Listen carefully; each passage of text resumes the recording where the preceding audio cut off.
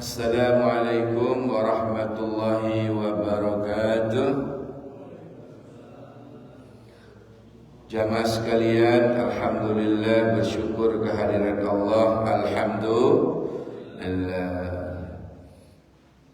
bersolawat kepada Nabi. Allahumma salli ala Sayyidina Muhammad wa alihi wa sahbihi wa sallim. Amma ba'du, kita akan mengaji membumikan nilai-nilai sholat berjamaah. Membumikan nilai-nilai sholat berjamaah. Gimana membumikan itu? Membumikan itu ya tidak hanya melangitkan, membumikan, bukan melangitkan. Ya. Kemudian kita di era globalisasi terutama, Muslim itu tetap wajib mendirikan sholat bagaimanapun keadaannya. Contoh kemarin masa-masa pandemi Pak gitu. Itu terganggu jamaah kita, terganggu banget. Na'udzubillah, terulang kembali. Semoga Allah melindungi. Jadi Muslim tetap wajib mendirikan sholat bagaimanapun keadaannya. Tetap dianjurkan mendatangi masjid berjamaah, memperbanyak zikir atau doa untuk menolak turunnya bala wabah, bukan malah diam dan enak-enak di rumah. Ya, tetap mendatangi rumah Allah. Kalau di Madura itu, Pak, jangan ke masjid, ini musimnya corona yang kemarin itu, nanti mati. Gak apa-apa, saya lebih baik mati di masjid daripada mati di rumah.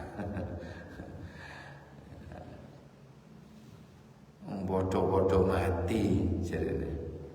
Ya, saya lebih baik mati ke masjid daripada mati di rumah. Bukan cengkal, bukan mereka itu kemudian cengkal, enggak. Tetapi keimanannya yang luar biasa. Pak, mati, bodoh mati ini ya, ini oma mati di masjid mati. Ayo aku milih mati di masjid. Jadi dulu ya Allah, eling pager di gembok. Di Madura mana ada pager di gembok? Lawang gak ono pagere.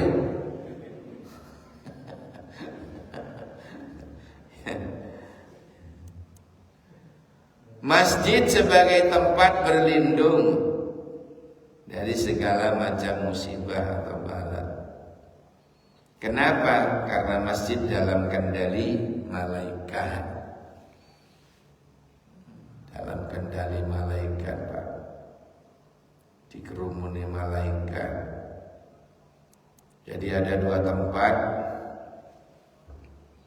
tempat yang sangat dicintai oleh Rasulullah itu masjid. Tempat yang sangat dibenci pasar.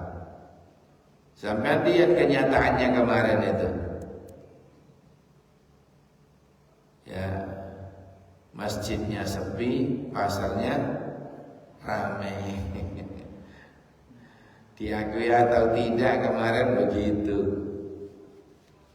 Ya Allah, masjidnya diobrak-obrak, takmir diweden-wedeni sama petugas, tapi malnya, pasarnya tetap aja rame.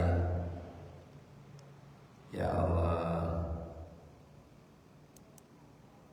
Nah, membumikan nilai-nilai sholat berjamaah sebagaimana yang diterangkan di dalam hadis Nabi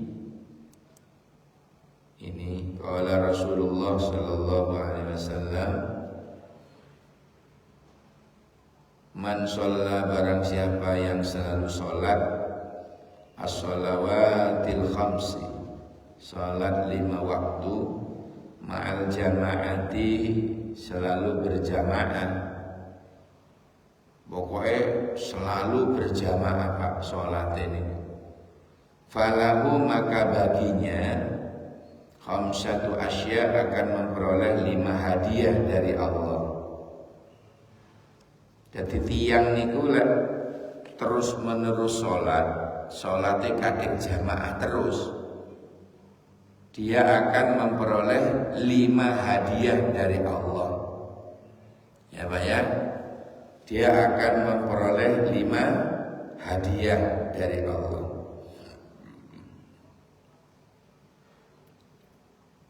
Apa yang pertama? Hadiah yang pertama, kata Nabi, yang pertama, la yusibuhu fakrun fid dunya, ora bakalan kere uripe di dunia, tidak akan tertimpa kefakiran dalam hidupnya di dunia. Ono ai moro-moro teko ngekei ketan,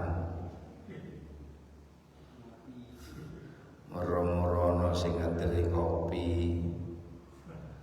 Masya Allah, tidak akan enggak bakalan kere uripe, enggak bakalan kere uripe. Memang sholat tidak untuk mencari dunia, itu murni pengabdian kita kepada Allah sebagai hamba. Neng Gusti Allah boten ninggal, Gusti Allah tidak akan membiarkan gitu. Ono ay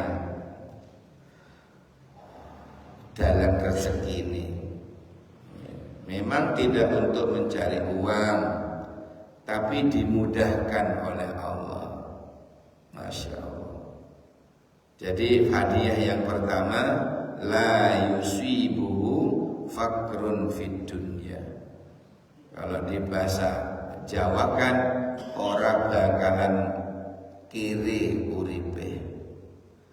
Ono aidalan, subhanallah. Biyen sing ngutang ini ku lali. Kan rada lumayan tenang bayare.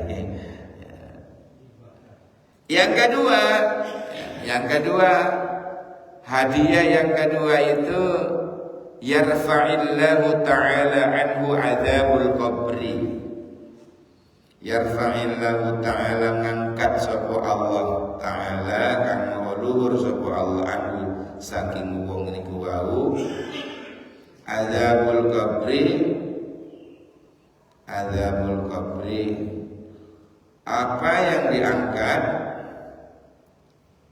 Apa yang diangkat? Adzabul qabri, siksa kubur. Jadi wong niku lek selalu berjamaah terus sampai mati ini loh, dijamin selamat oleh Allah. Mati ini loh dijamin selamat. Masya Allah, Masya Allah. Bapak Ibu yang saya muliakan, banyak orang salah paham masalah pertanyaan-pertanyaan malaikat di alam barzah. Kula panjenengan itu masih hafal jawabannya sejak di dunia, bahkan dapat bocoran dari Mutin, gitu kan, dapat bocoran nih, diuruhi Mutin.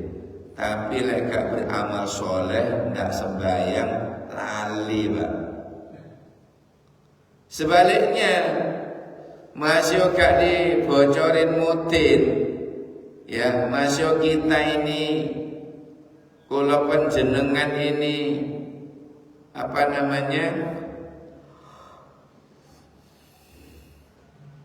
gak apal semasa hidupnya.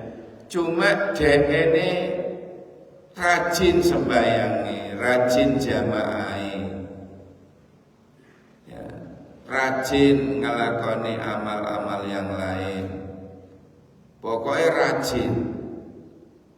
Lah itu iso jawab.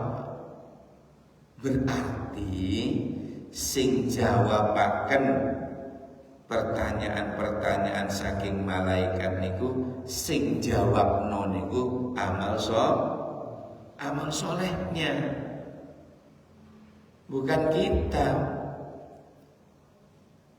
Masih kula jenengan gak apal, gak dapat bocoran dari Pak Mudin, ya fulan, idza jaa malakani wa yas'alani man rabbuka, qul, jawablah apabila datang malaikat bertanya kepadamu, man rabbuka, takon kaya ngono, qul, jawab, Allahu rabbi, Allah pangeran kula. Jadi ini Pak Mudin kasih bocoran. Pak Mudin ngasih bocoran. Tapi lek sing dikasih niku gak sembayang, gak poso Ramadan, emoh ngetokno zakat, gak nak buatan nanti ibadah, masih dikasih bocoran, lali. Makane idul jedul malaikat balak benakero, idul jedul benakero lancur jenaka jala bola, Masya Allah. Tapi bagi orang-orang yang selalu senantiasa sholatnya jamaah terus, kata Nabi, yarfa'illahu ta'ala anhu adzabul qabri. Allah angkat, Allah selamatkan dia dari siksa kubur. Mugi-mugi termasuk kula panjenengan. Allahumma amin ya rabbal alamin. Sing nomor 3, hadiah nopo? Yukta kitabahu biyaminihi. Buku catatan amal perbuatannya akan diterimakan dengan tangan kanan. Ini menunjukkan bahwa Allah ridho, malaikat ridho, seneng, ya. Sehingga penerimaan rapotnya diterimakan dengan tangan kanan. Itu sudah menunjukkan loh Pak. Kalau diterimakan dengan tangan kiri, waduh akeh abangi. Sholati abang, posoi abang, zakati abang, ibadah liyane abang kabeh. Diterimakan dengan tangan kiri, alamat itu. Na'udzubillah. Tapi kalau sholatnya bagus, jamaahnya kenceng, masih ya apa tetap jamaah, dia akan diterimakan catatan amal perbuatannya dengan tangan kanan. Tondo niki pun, tondo swarga. Mugi-mugi termasuk kula panjenengan. Allahumma amin ya rabbal alamin. Yang keempat, hadiah nopo lek sembayangi kenceng. Yamurru ala sirati kal barqil khatib, saat melintasi jembatan Siratul Mustaqim bagaikan kilat yang menyambar. Masya Allah. Liyane masih satu langkah nyemplung, liyane sik rong langkah nyemplung, telung langkah nyemplung. Tapi kalau orang yang sembayangi ajeng, sembayang jamaah ajeng, dikasih fasilitas oleh Allah, dia itu bisa nyebrang Siratul Mustaqim, konon kecilnya kayak rambut dan itu tajamnya kayak pedang. Tapi orang yang sembayangi diterima oleh Allah, jamaahnya terus, itu mak bedunduk nyampe depan pintu surga, baru mak bedunduk. Apalagi pak bedunduk. Wah, Masya Allah. Berarti angsal syafaat, pertolongan dari Allah, syafaat dari Rasulullah, syafaat dari Al-Quran, sehingga dia menyebabkan diselamatkan oleh Allah. Mugi-mugi termasuk kula panjenengan dan anak turun kula panjenengan rajin atau menjadi ahli sholat jamaah. Allahumma amin. Hadiah yang kelima.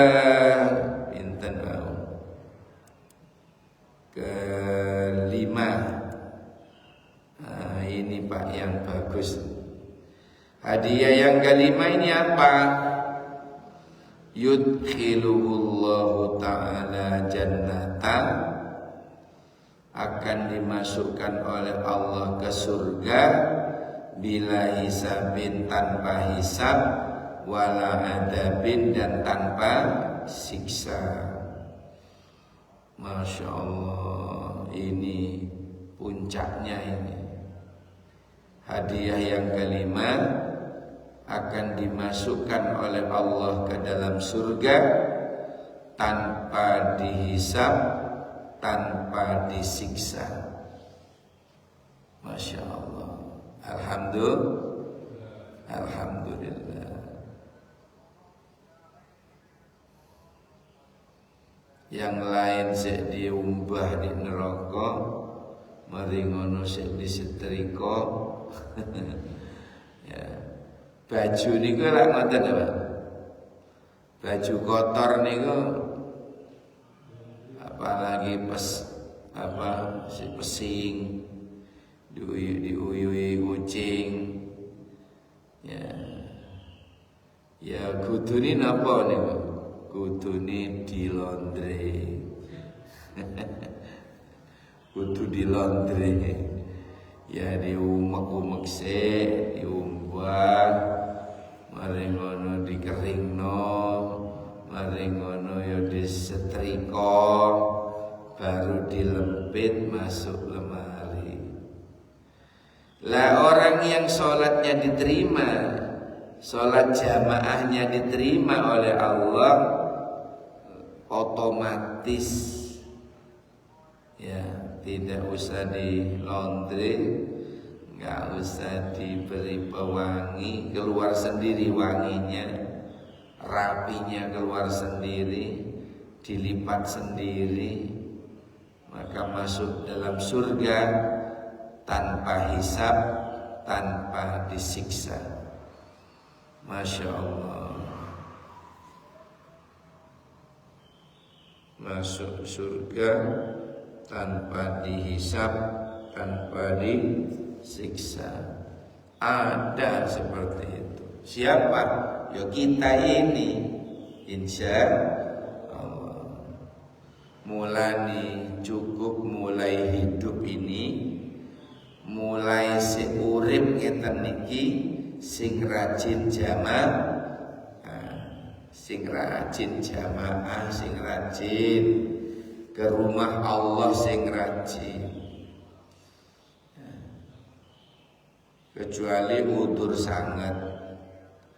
Napa udure mencret? Gitu loro udan terus.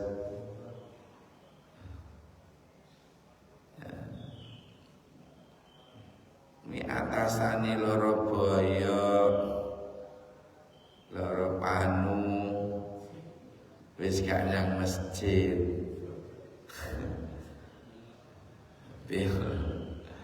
Ya Allah. Jadi yudhinullahu ta'ala al-jannah bila hisab wala adab. Kesani kolon jenengan kalau apa ini?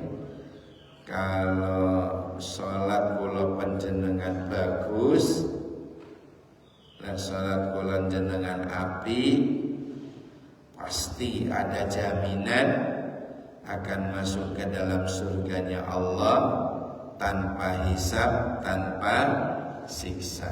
Allahumma. Ya? 10 menit lagi. Baik, hadirin sekalian yang dirahmati Allah, di mana saya kutip ini sumber rujukannya di Masabihul Hadis. Ini dikutip oleh Syekh Utsman bin Hasan bin Syakir Al-Khawairi dalam kitabnya halaman 36. Jadi tidak sembarangan ada rujukannya. Terus statementnya lah ini Pak, the end.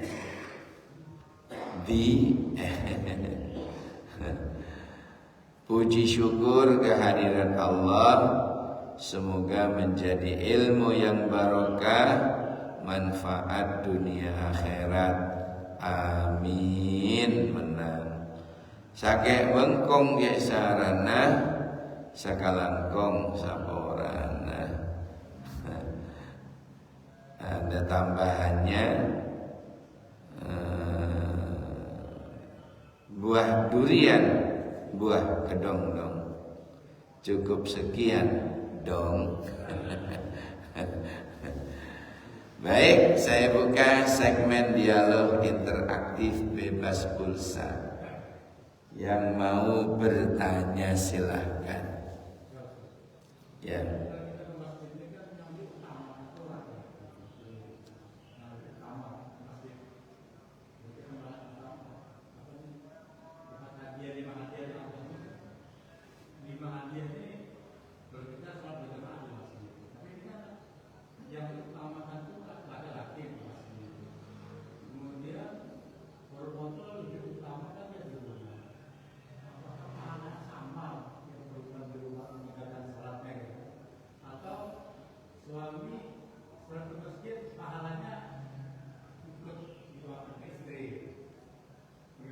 Baik, saya paling tidak setuju Pak kalau ada statement wanita afdol di rumah sendiri, itu tidak setuju saya.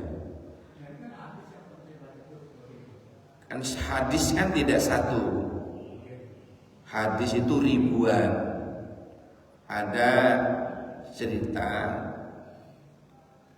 isu-isu Nabi digeruduki mak-mak, didatangi mak-mak, Kanjeng Nabi didatangi mak-mak, di demo kalau bahasa sekarang, dibuka, loh kok banyak orang datang, mak-mak bisa, ada apa ini?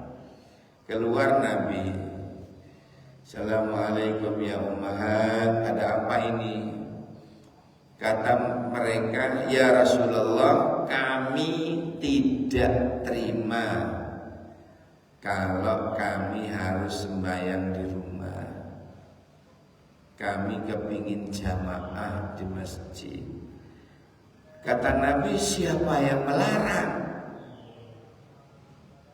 Siapa yang melarang kalian ke masjid?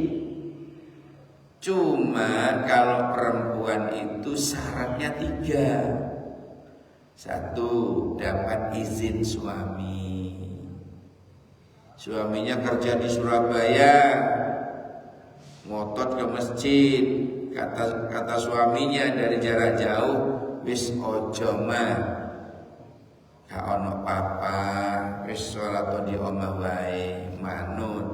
Lah ini suaminya, kalau engkau wae, kalau papa wis di Malang, kita berangkat bareng, kan lain sudah Pak.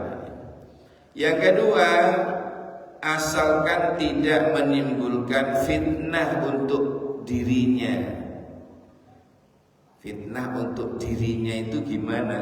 Antara rumah dengan masjid, di tengah-tengah ada alas. Ada alasnya. Jadi harus melintasi alas. Dan di alas itu banyak bajingan cinta. Misalnya, bahaya ini, hati-hati. Yang ketiga, tidak menimbulkan fitnah untuk orang lain. Misalnya ke masjid maca, ya, pakai lipstik entek 1,5, kalah mau ke manten itu. Misalnya di tengah embong ketemu Pak Imam, Assalamualaikum Ustaz. Akhirnya ngebelang Pak Imam. Itu namanya menimbulkan fitnah untuk orang lain. Kalau tidak Pak, selamat dari 3 ini, ya, oke. Paham ya? Dan suami tidak boleh melarang. Suami tidak boleh melarang istri kalau mau ke masjid, gitu. Asalkan aman, budalo, gitu. Lah apa bedanya kita laki dan perempuan di hadapan Allah sama? Yang membedakan takwanya. Yang membedakan itu takwanya. Sama aja di hadapan Allah Pak, gitu loh. Ojo beda-beda ke, banding-banding ke, nyaing-nyaing ke. Di hadapan Allah sama. Yang membedakan adalah takwanya. Baik, ada lagi? Halo? Suara saya bisa didengar? Ore bon, ocol bon. Ada tanglet nopo? Sudah cukup. Ya.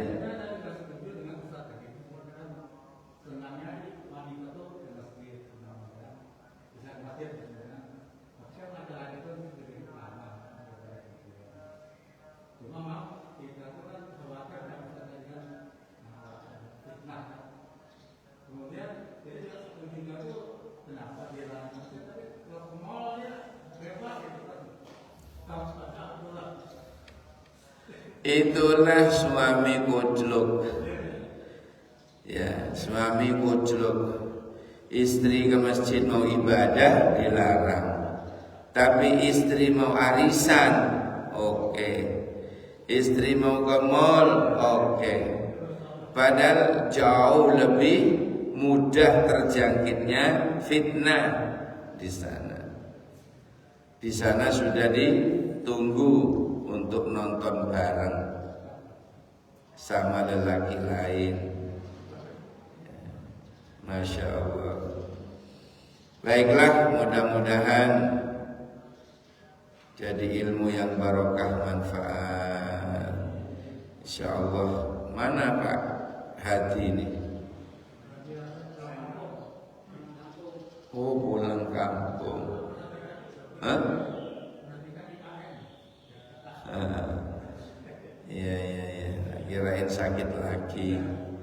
Mudah-mudahan kita selalu sehat, panjang umur, barokah rezeki ya, bahagia selalu. Amin ya rabbal alamin. Istiqomah yang penting ya.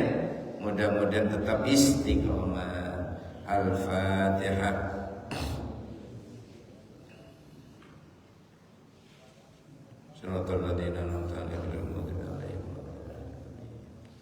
Subhanakallahumma wa bihamdika asyhadu an la ilaha illa anta astaghfiruka wa atubu ilaik.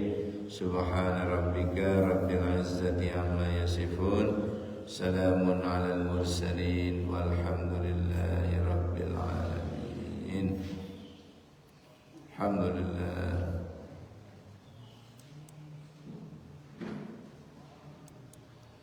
Assalamualaikum warahmatullahi wabarakatuh.